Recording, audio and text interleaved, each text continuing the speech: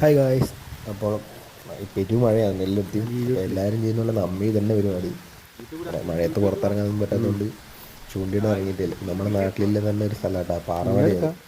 അപ്പോൾ ഇതിൽ അരലോ കൊണ്ടിട്ട് കുറച്ച് ഫിലോപ്പി ഉണ്ട്, അതായത് നമ്മുടെ തനി നാടൻ ഫിലോപ്പി. അതിനെ പിടിക്കാൻ ഇറങ്ങിയിട്ടേ ഉള്ളത്.